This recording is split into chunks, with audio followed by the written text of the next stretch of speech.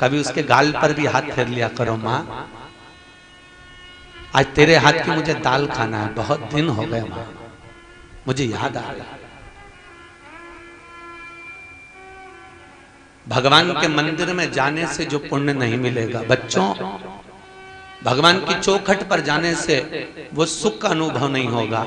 एक बार बूढ़े माता पिता से प्रेम की वाणी बोलकर देखना, इतनी दुआ मिलेगी रे, इतनी दुआ कि जिंदगी सवर जाएगी तुम्हारी जिंदगी।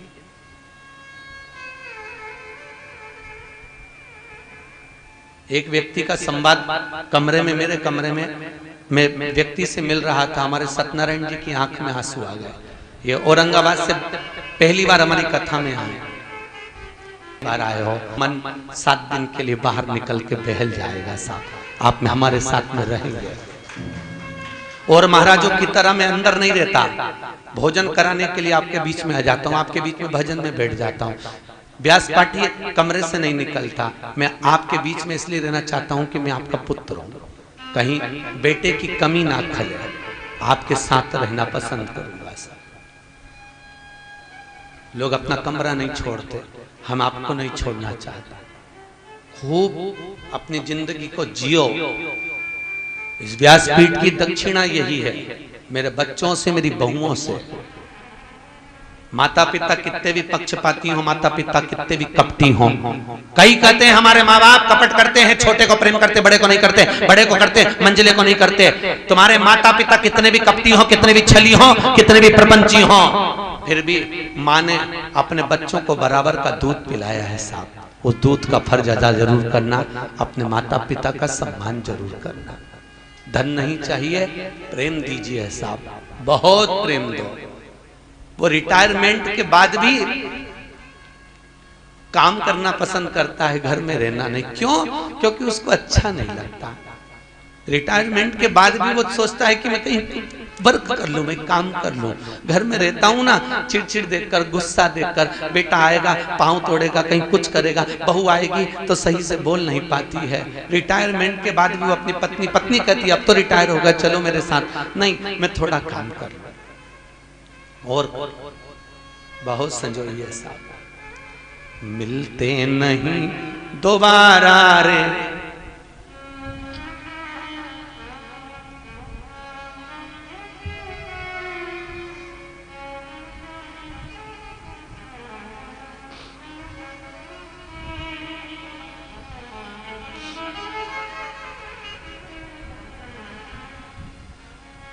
माता पिता है रूप हरि का, भव से पार करने का एक तरीका नहीं मिलेगा। सब मिलेंगे। पति और पत्नी का जो संबंध है वो 7 जन्म का है, पर माता पिता का संबंध केवल 1 जन्म का है। ये दूसरी बार नहीं मिलते। पत्नी बार बार मिलेगी, तुम जितनी बार जन्म लोगे। 7 जन्म का संबंध है तुम्हारा पत्नी के साथ। माता पिता का संबंध 1 जन्म का होता है, 1 जन्म का।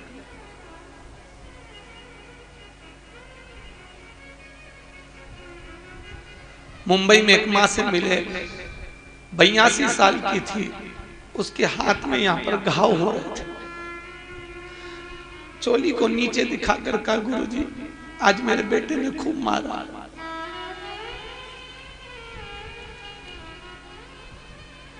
क्या सुख है साहब, एक बार मिलेंगे, दूसरी बार नहीं मिलना, मिलेंगे नहीं।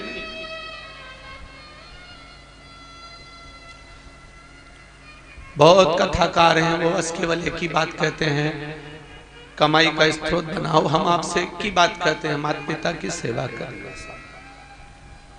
एक घर, एक परिवार भी अगर सुधर गया, मेरी पोथी की दक्षिणा पूर्ण हो जाएगी।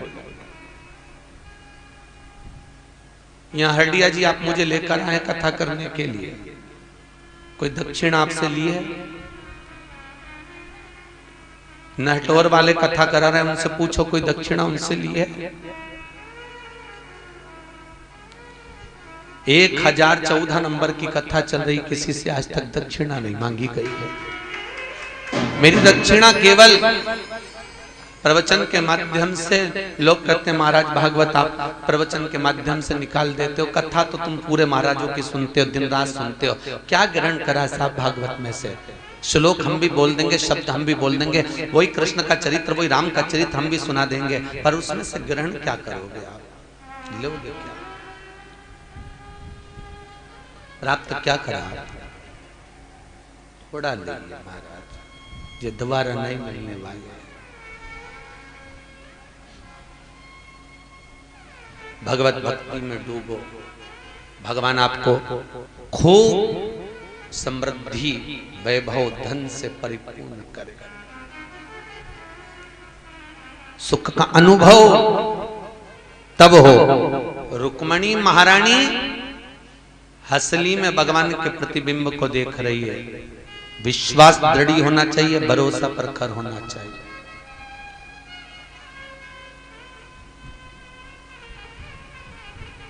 और जिस दिन तुम्हारा विश्वास प्रखर हो गया, उस दिन भगवान मिल गया, उस दिन परमात्मा मिलेगा, फिर देरी नहीं होगी। उसके मिलने में फिर कुछ देरी नहीं, मिल सकता है। रुक्मणी को भगवान ले गए, रुक्मा बाहु की 5 चोटी कर दी। 5 चोटी कर कर इसलिए छोड़ा क्योंकि तुम पंचम इंद्रियों में डूबे हुए, भोग और विलास में डूबे हुए हो, काम वासना में डूबे हुए हो, तृष्णा और लोभ में डूबे हुए हो। इससे परिक्त हो जाओ। जब इससे निकलोगे तब भगवान मिल सकता है। निकले, रुक्मणी जी द्वारका में पहुंची। सुंदर रुक्मणी जी का मंगल विवाह द्वारकापुरी में हुआ। द्वारका के राजा भगवान कृष्ण रुक्मणी के साथ में विराजमान हुए। सत्यजीत ने भगवान पर चोरी का इल्जाम लगाया। भगवान मणि ढूंढने के लिए गए। जामंत की कन्या जामंती के साथ भगवान का विवाह हुआ। मणि लाकर सत्यजीत को दी। सत्यजीत ने वो मणि भगवान को दी। सत्यभामा का विवाह भगवान कृष्ण के साथ कर दिया। सत्यभामा प्रदान करी।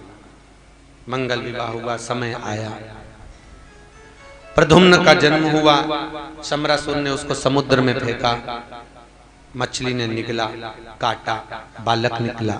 शम्रासुर के यहाँ पर प्रद्युम्न जो कामदेव है, इनकी पत्नी रति महामाया भोजन बनाने का काम करती थी।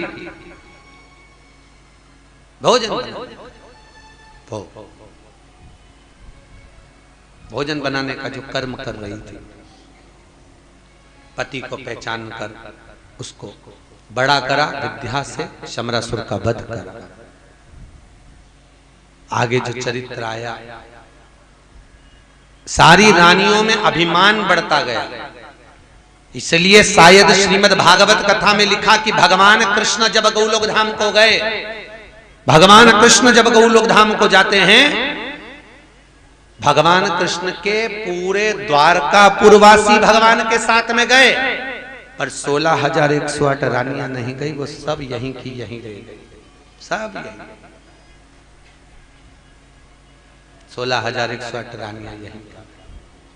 भगवान कह रहे हैं 16,108 रानियों का उद्धार तब होगा जब ये श्रीमद् भागवत कथा श्रवण करेंगे।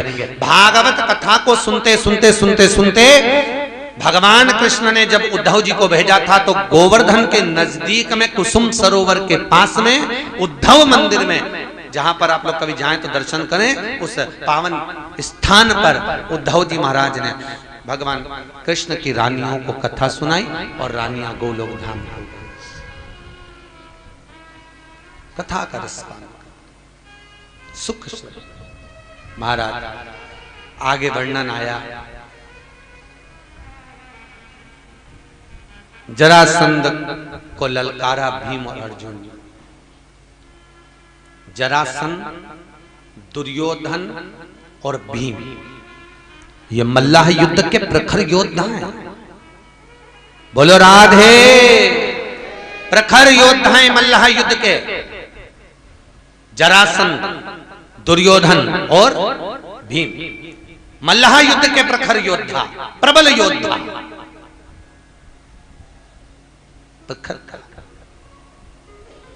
तीनों तप करने गए, और तीनों जब तप करने के लिए गए, तब साधना में जब लीन हुए, तब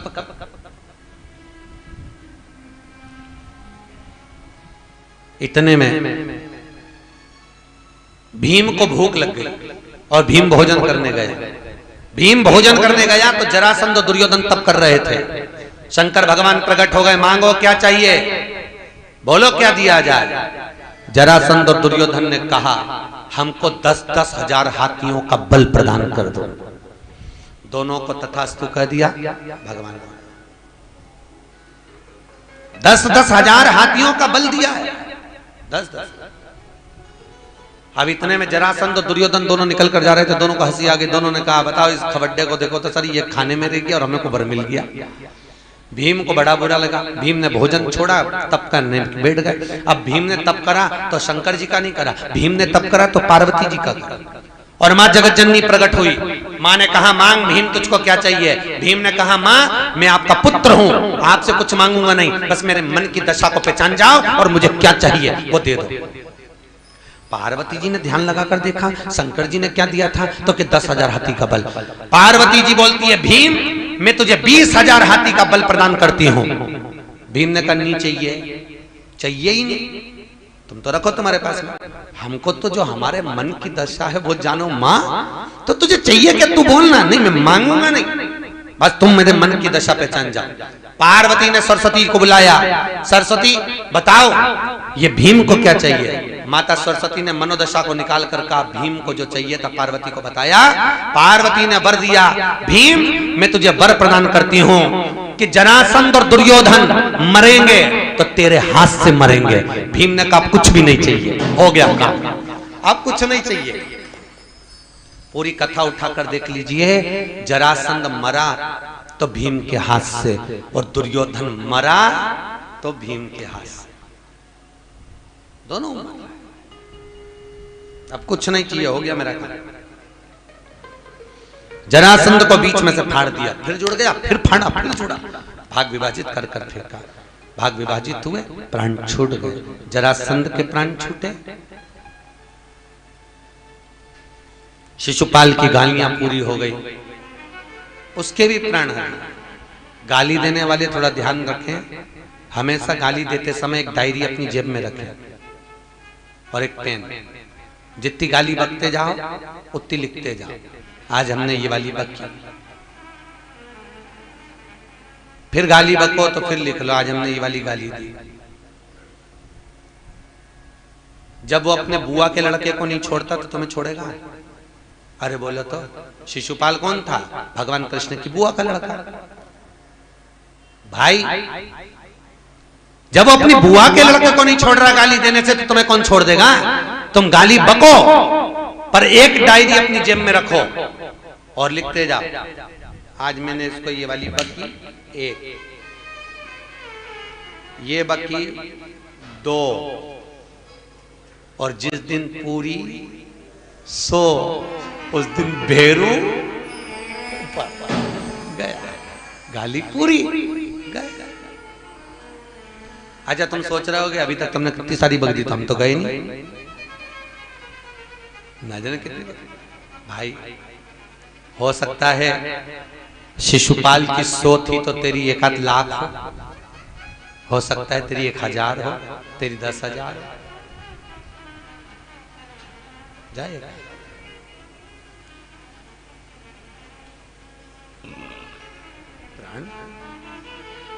शिशुपाल गालियां बकता रहा, उसके प्राणों को हर लिया। भगवान कृष्ण के मित्र है सुदामा। गरीब है कि अमीर, बोलो जम के, अमीर। सुदामा गरीब नहीं है। कोई कथाकार अगर कोई कथा में कहे कि सुदामा गरीब था, तो पहले पूछ लेना सुदामा गरीब कब था।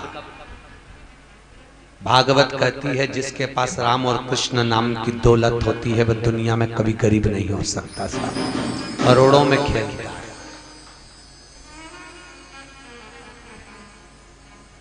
अमीर किसको कहते हैं, माला माल व्यक्ति। अरे बोलो तो सही, सही है कि गलत है? अरे बोलो जम के, सही है। मालामाल व्यक्ति को अमीर कहते हैं, तो मालामाल बनने के लिए पहला शब्द कौन सा है? मालामाल। तो पहला शब्द कौन सा है? माला। इसके बाद माल। तो माला जपोगे तो माल आएगा। पर दुनिया के लोगों ने माल के चक्कर में माला को